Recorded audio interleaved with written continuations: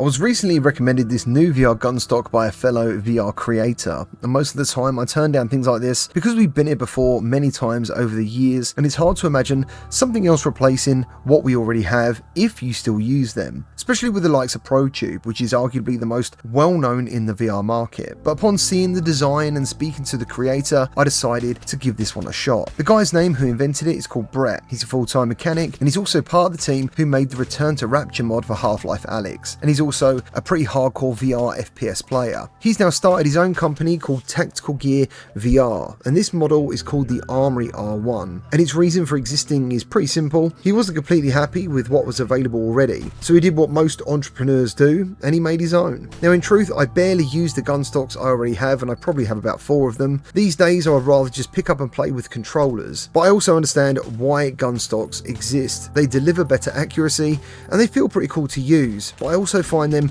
very limiting for all other uses but shooting, mainly due to the cups they have to sit in and the magnets. Throwing a grenade or even reloading is a bit of a ball ache unless you have excellent muscle memory with one particular gunstock, and even when I've tried to get on board for long periods of time, I still find reattaching the magnets a bit hit or miss while in the headset, and when you're in the middle of a firefight it can get pretty frustrating. The other reason I'm hesitant to accept other brands of gunstocks is purely because of the 3D printing quality. I find it's all over the place with spiky bits and plastic hairs everywhere. So when Brett mentioned his gunstock is injection molded, which adds durability, plus it's also much more lightweight due to not having any magnets in combination with carbon fiber tubing, all of this news piqued my interest, and I gotta say, after using it for the past week or so, I actually think it's a really cool bit of kit. I've been testing it with multiple games on PSVR2 and Quest, and the best bit so far for me is the games I didn't expect to enjoy on PSVR2, like Resident Evil 4, which works surprisingly well, even though Resident Evil 4 has 0 gunstock options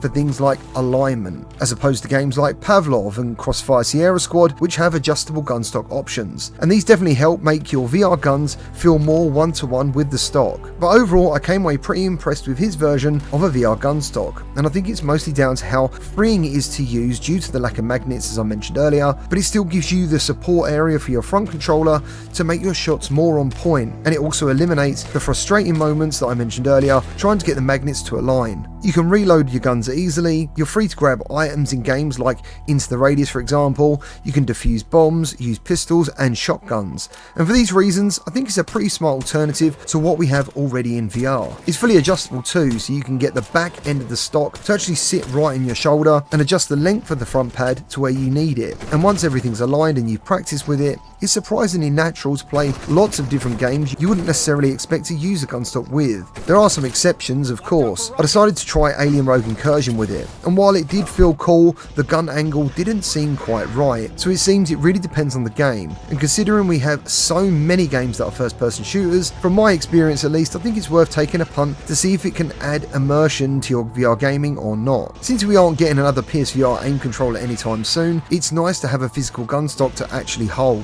I've even tested the new Hitman VR guns yesterday, and they worked really well, but obviously it's not the sort of game you should be going around with guns blazing all the time, unless you're me of course and you saw my latest gameplay video. I simply can't help but shoot everyone. It also has multiple controller connections for things like, as I said, MetaQuest and other headsets like Valve Index, but unfortunately I don't own a Valve Index, but what I will do is make another video soon testing out games on the Quest, with games like Contractors and more very soon. But so far I think we have a winner on our hands, and I would happily recommend it to you guys. I also have an affiliate link in the video description, and if you use code GTVR at the checkout, you'll save an extra 10% on the price. There's also a Discord to join if you have more questions, or you're just looking to see what other investors think of the gunstock already, because currently the people who have invested in it are actually really enjoying it. So I'll leave a link to the Discord also in this video description. Well, that's all I've got for you today. Thank you ever so much for watching. Remember to like and subscribe, and I'll see you on the next one.